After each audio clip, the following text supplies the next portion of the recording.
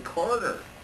It's not a still. We're going to get this as a I didn't history. realize they were this small. We're going to get this as a history lesson tonight. All right. We want to trap this history lesson. It'll be a great No. thing for the historic. This is where you turn it on and off. It probably will. Yeah. Is that light on in front now? Mm-hmm. Right in front, John? Yes. That means it's recorded. Child and crawl through all these places right through from the dining room into the kitchen. The range, you see, to do all this cooking. Well, and then the servants, they had their own dining room toward that end over the garage. Well, going upstairs, there was a shaft for an elevator. And in later years, that shaft was used as an elevator. A whole mass of bedrooms. You can imagine, I think 7 or 8 of them. But the master bedroom was separated by a door at the end of a long corridor. That was really neat because my grandfather had his dressing room, my grandmother had her dressing room, and together they had a master bedroom, and there was the sleigh bed. Sleigh bed, you ever know what a sleigh bed looks like? They've got, the ends of the bed looks like a sleigh. Well, this is the bed that my grandfather was born in. This is the bed that my sister was born in. And now my daughter has it out in California, and she's got a palatial home, and she has the sleigh bed, and she's still sleeping in it. Of course, you have to rebuild the mattress and all the inner coil springs and stuff like that. But this bed is a remarkable history. Boy, it goes back, I think it was many years before that even. The people I've said that were born in it, there are a lot of other people born in that bed too. Then there was one bedroom that had a lovely wardrobe or something. And I thought down at the First Presbyterian Church that the thing looked familiar in their library, and slowly it dawned on me that that's the family that had given it to the First Presbyterian Church. So if you go down there and see in the First Church, you'll see this massive thing. Well, there was a bookcase also up there that had a complete set of all the photographs that Matthew Brady took during the Civil War. And as I reflect on it, that was the most valuable thing it would be in today. With hindsight, it was in the whole house. And my cousin and I, Haven E. Simmons, have speculated whatever happened to that set of Matthew Brady. Because I'll bet you it would fetch. You mean you don't it was know? a limited edition. You mean you don't know? We don't know to this day. Our parents took care of settling the estate, and what they ever did with it, we have no idea. But I'll bet you that the thing, that set, just that set of photographs, would probably fetch $10,000 nowadays. And all it was just a string of books with all these Civil War photographs. Well, down the hall was the trunk room. That was what the kids were interested in. Because if you did a lot of traveling, you had a lot of trunks. And there's great big steamer trunks. Remember, you open them up and they had drawers in them, and then they had the wardrobe part. And, well, they stored them there in the trunk room over the garage. But in the corner were all the guns. And these were all rifles. And they were swords, too. There were about 5 or 6 swords. They were... finally, it occurred to me that these were my great-grandfather's swords, because he was an officer, a surgeon in the Civil War, and so you'll see them all now down at the History Center. They have that collection of swords. The shotguns, well, they were just old shotguns, and I'm not much on rifles and shotguns, but anyway, they were fun for kids to go up and look at all these guns and then point them at each other. Then there was a little museum. And in the museum, it was said, in my perspective now, I'm certain this can't be true, but it was very awesome that here was a piece of the flag pole on which the flag flew over Fort Sumter and it was bombarded. Well, I suppose somebody pulled a slick one and said that it was, but I doubt if it really was a piece of the flagpole. But that, of course, was the Star-Spangled Banner. That was the flagpole, allegedly, that held the Star Spangled Banner. So, and the dedication, the hymn. So,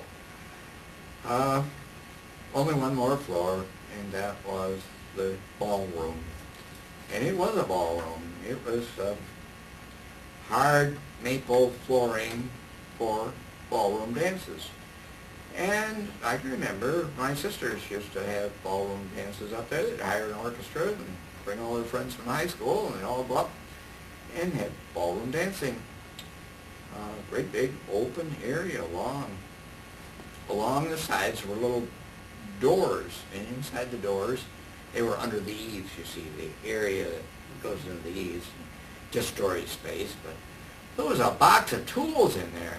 Wow, they were neat. There was this little saw, and kids would look around and find out anything, piece of wood to saw with. What we didn't realize was that these were the surgical instruments of the doctor in the Civil War, and that little saw had been used to truncate many a limb in Civil War battles. And this was before Louis Pasteur realized what caused infection. Of course, if you wanted to save somebody, you amputated. And so these were the tools he used, the forceps and everything else. And the battles were awfully gruesome, so there was a lot of work to be done.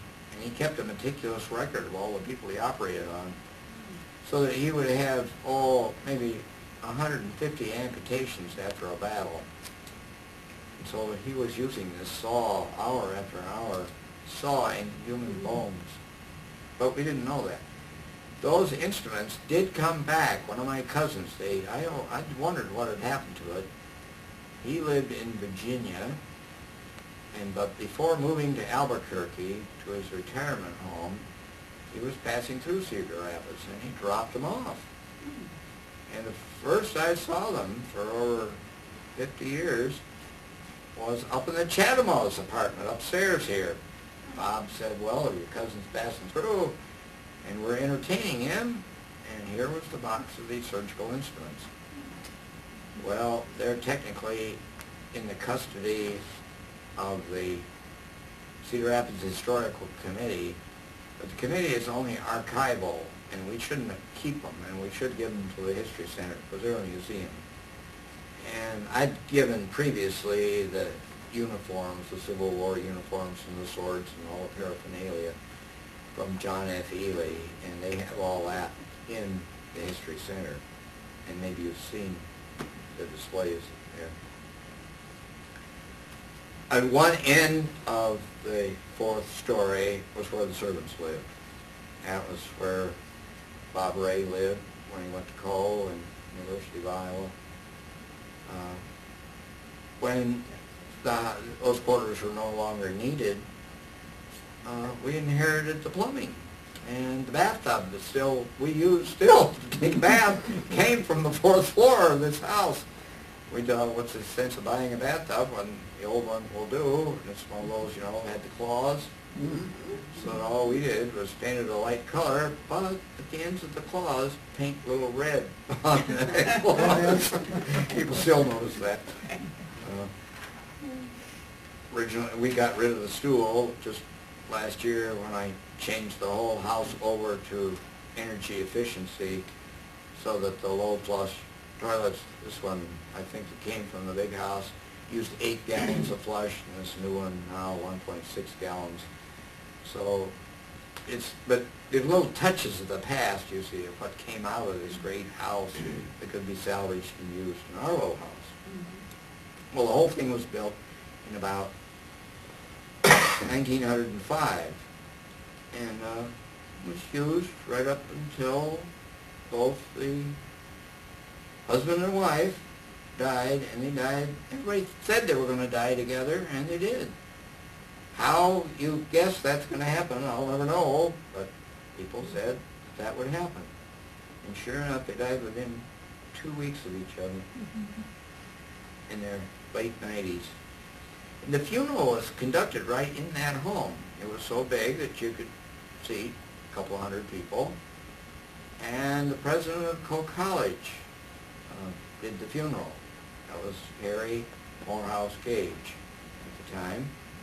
And Gage was the president. My grandfather had been secretary of the board of Cole College, for 25 years or something.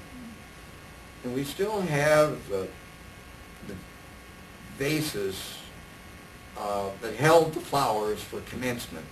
In those days, Cole didn't have that much money, and when there was a commencement, well, the board members were to take care of the decorations as needed. And, well, it was the Egleys, and they had this, and of course the man always turned it over to the women, so it was my grandmother had to arrange all the flowers. These great big ornate old vases. And we only use them now for Memorial Day.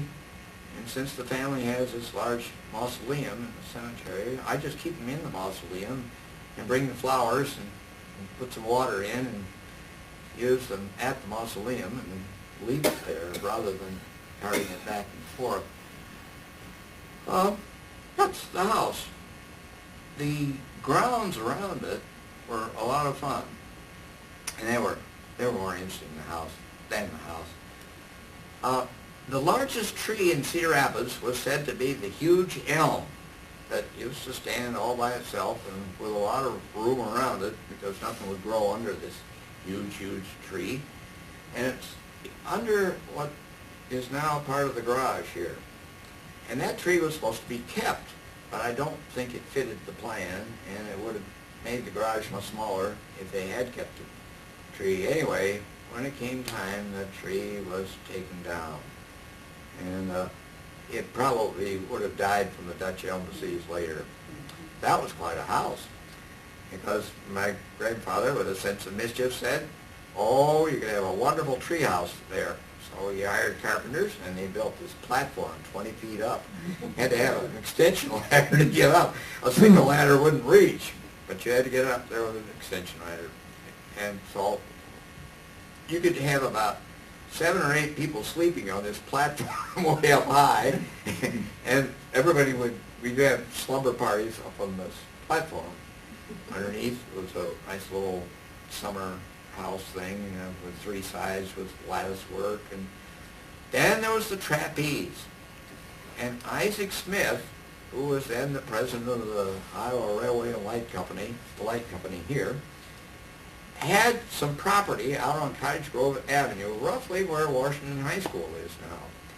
And for some reason, when the Smith children were young, he had bought this huge, long trapeze. And it was made out of water pipe, big, heavy water pipe, and a framework, and it was held up like this with a big pipe on the top from which everything was suspended. And it had 4 traveling rings. Traveling rings were nothing more than chains with a ring, like a gymnast ring. And there were 4 of those. And what you did, you got up and you took 2 of these rings together and you went like this until you got swinging sideways. And then you let go of one and swing over to the next ring. Then you do the same thing and swing to the next ring. Back and forth. And of course they gave you enormous strength in these muscles right here. It was good. I don't know why they don't have those nowadays. They used to have them at Cole College, I know, traveling rings. It was the strength and give upper body strength. Well, they had that, and you had a rung ladder that you climbed up and 2 parallel poles slanting. And you could hook your legs around this thing and slide down. It was really slick. It was about 14 feet long. You could really come down tearing. But you could always brake by just grabbing with your hands on these pipes. And there was a vertical pipe that was on a chain at the top of the pipe and a chain at the bottom. So it moved a little. I can't figure out why they did it. A stationary pipe would have been just as good. But that was a fireman's pole to practice going down. Then there was a chinning bar and all that stuff. Well, this was rather impressive. You don't see playground equipment like that anymore. But that was just for the children of the neighborhood to enjoy. The gardener, of course, was given the job of growing a lot of food. And here are two views taken by the photographer named Wes Ponick. And Wes took these two shots. And if you look carefully, you'll recognize them from the background. John, One of them is, I want to get back to this. This is very interesting. It is not dated, but it goes back to here, and this is when the property was for sale. yes. And I think the thing that, of that's course, interesting was is about- here.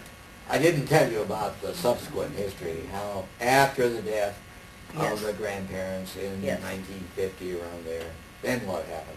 So Okay. go ahead. I think the thing that is so interesting here, and I don't have a date on it, but the area was 3.75 acres. Mhm. Okay. The assessed valuation was $24,320.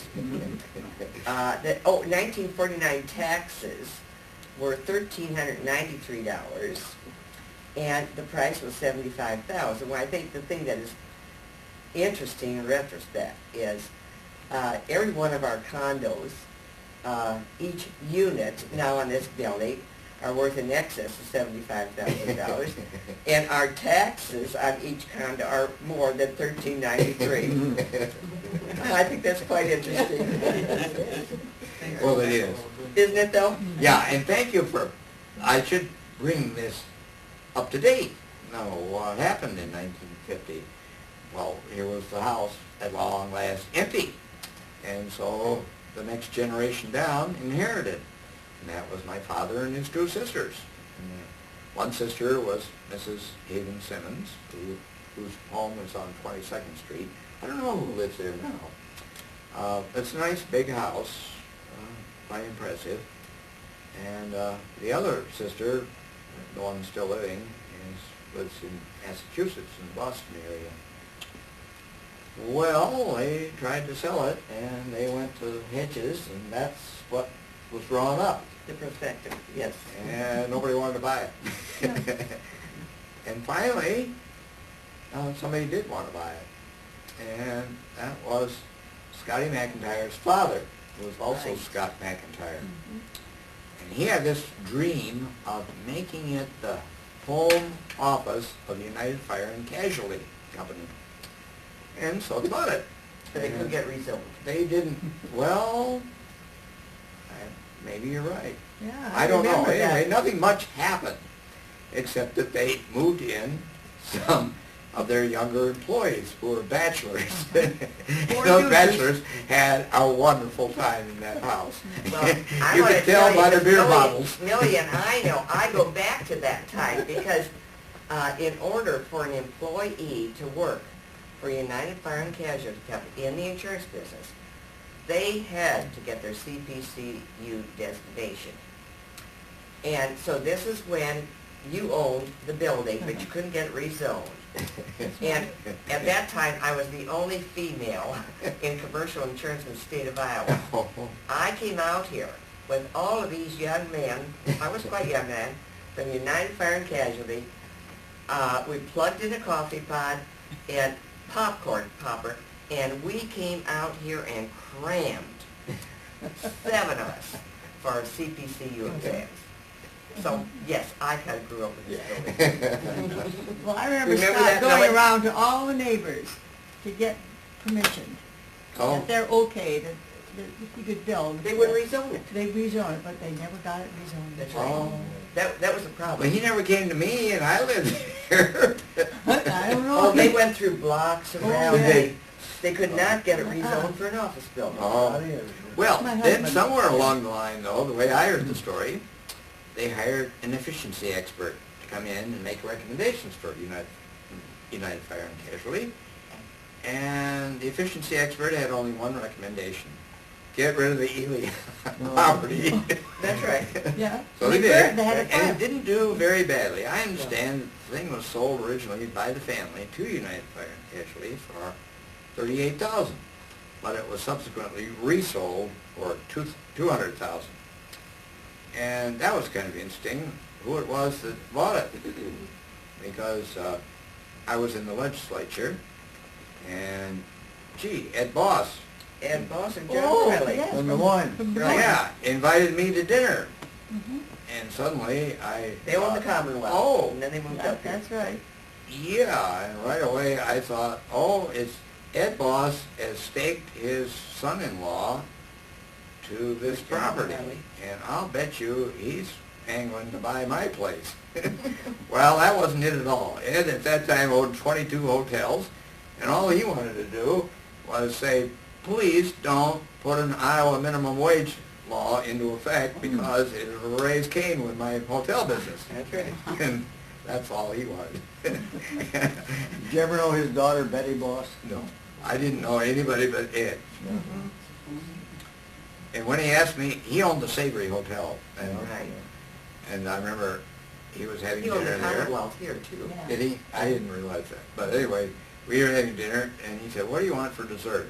And I said, I'd like an old-fashioned ice cream soda. Because I knew that he'd started out as a dining car superintendent on the Rock Island Railroad. And I knew he'd know about an ice cream soda and how to do it. Well, he looked kind of funny and then rang for the chef and brought the chef out there. And he said, now watch me give instructions. He told the chef, get out your pad because I'm going to tell you how to do this. And he then dictated the 14 steps about how you mix a good old-fashioned ice cream soda. And the chef had no idea about this. But Ed remembered because he used to be a soda jerk. 14 steps? Yep. Do you remember them? I can do it. I too. don't, it was, oh, you know, the lever goes one way and makes a sharp fizz, and the other way it just drops the liquid in. You have to, you have to have it this way, and you don't put the ice cream in all at once. You just put some of it in, and then you have to put stuff in, and then you have to put the chocolate. Anyway, I was impressed. This older man, he said, you know, I haven't thought about this for 40 years. It was uncanny. The owner of this hotel, we were having dinner, telling me I'd scrape something loose into his memory. That's all I knew of. He didn't want to buy it, but his son-in-law did, and he was the one that, if you go out Grand Avenue in Des Moines, you'll see similar buildings of this architecture. Beautiful. And so that's where he got the idea. He did it in Des Moines, well, why don't we try Iowa's second largest city? So he did. And of course, it was rental apartments. And it was built by a very competent construction company. It was fun to watch. After all, we lived right there and watched them come to work and how they did things. And we are everlastingly... Except they were all drunk on the job. Did you know that? No, I didn't. Well, you know, I had lived here. I was the first one to move in, okay? Okay. Okay, when it went up on, it came out in the Cedar Rapids Gazette. My husband and I, do you remember Francis Friedel? Mhm. Okay, we've been down to J.C. Nichols, you know, in Kansas City. So we were going to build the first deluxe fourplex condo in Cedar Rapids, okay? And then we got in trouble with the city of Cedar Rapids. We had to extend the water lines and build the water tower, and you know what that gets into in development. And so we were kind of hassling that over. So then on a Sunday, it comes out in the paper, okay, about Blair House. So Monday morning, I want you to know, Herb Killian was the first one that went to Hedges to sign up.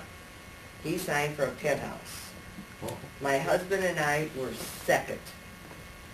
So we kept deciding which floor do we want, and he did not want to be above the trees. So finally we decided 6, and then we decided to come back to 5. Okay? So we were here from the very beginning when they started. But they had good architects, and I read a lot of insurance and construction people, okay? And they had these big trailers out here. And the foreman, if you go through Blair House and you see your electrical switches, they're not even, they're all a little cockeyed, you know what I mean? The whole crew. They're all, what did you say? Well, look at all your wall switches. They're not perfect, they're cockeyed. Look at them all of them. Really? I'll have to look. At Christmas time, I know when they were raising it, they Yeah. had a great big... I was out here every day. And they'd haul up a Christmas tree. That's and right. light it. But one thing they did that we're very grateful to, they, you know how lumber comes, unit loaded, all strapped up? Well, they put a big, one of these big loads of lumber right under our maple tree. But before we could get around to telling them to move it, we had a terrible windstorm, almost a hurricane. And that lumber sitting there on top of the roots is what kept the tree from being uprooted. So that was Well, see, very that damaged fortunate. this whole end of Blair House, because that's where I am. Oh. Remember that tornado came through? Yes, well, And we were delayed getting in, and I had given up my lease to my other place, and it was a mess. yeah. But they had to go in and repair that whole wall. But I'm so glad for the wait, because even so, the tree took a permanent tilt to one side. And it would have gone over had it not been for all the lumbers. It was just That's right. haphazardly slapped down How old is there that on tree? the ground. What's it, that big maple tree? How old is it? It's a lot older than I am. But I Well, that's remember when 39 the years little, old. there's two maple trees. There's the little one and the big one. The little one is a son or daughter of the big one. Because I remember once, I used to root out all the little baby maples, and I thought, I'm going to let this one stay. And the one I let stay and grow by itself was the one that's the far one, So closest to my house. tell us about, you said they built a little railroad so they haul the dirt Yes. and rocks and stuff. Well, when they, Tell us about that. the land was very uneven through here. When they built First Avenue, they had to take a lot of dirt out and make quite a cut. And there were a high hill on the far side and a high hill on this side.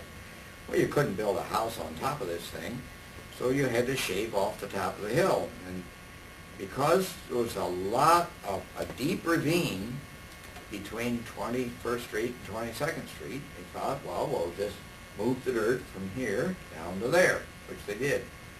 And to do so, they built a little railroad, and then they would run the cars loaded with dirt down this thing, and then they empty them, and then they had teams of mules would haul the empty cars, pull them back up to the top, and they'd load it up. This is how, they didn't have any steam shovels, I guess, most days. So that they lowered the whole top of this hill and leveled it all out, and I think they took it down about 20 feet. Well, they did the same thing across First Avenue, but if you remember the old Mervyn Sinclair home that was on top of, it used to be quite a bit higher than those Oh, yeah, buildings they that cut are that there all now. down when they, yeah. They cut that top off. Well, the area right to this way, that was pretty low too, where St. Matthew's is. And that's mostly fill. And it was steep embankment from the sidewalk right down. Well, now it's all built up, and where the church is, it looks as though it's all level, doesn't it? But it wasn't at all. It was low. And the tip-off is 24th Street, the hill. That was filled too, because it dropped off pretty abruptly. So they slanted it all down, clear down to I either discovered end. that in the ice storm, what a hill that really is there, Yeah, you do. a couple winters ago. And as building came in 1924, 5, or 6, somewhere along there, when they built Franklin Junior High School, they excavated a lot of dirt. Well, where do you take it? Well, to this big, what we called in our family, the hollow.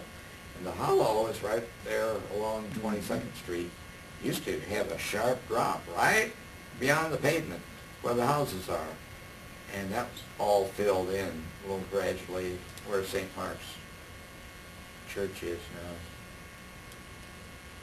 Getting away from this because you have such a long history of Cedar Rapids. And I've been widowed for 22 years, so I don't live in the past, and I just try to go today and tomorrow. And I dispose of so many records. But isn't Mount Mercy, that whole area, wasn't that Judge Green? Yes. Okay.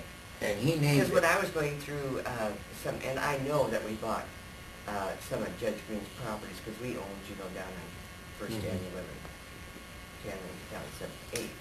But he was the original one up there in Mount Mercy, wasn't he? And he was very closely related with your grandfather, right? Yeah, it was Judge Green that brought the Elys here and enticed That's what them I to come thought, yeah. for this 1/12 of the town site. Yeah, because I know that was all green property that we bought down there. Is it true that he offered Cole College that, he was gonna give them that property? Where Mount Mercy is now? Or Well, is that just a story? it's a funny thing, what happened. The John Ely that came to settle his brother's estate and that married the brother's widow also was associated with Cole, the predecessor college. In fact,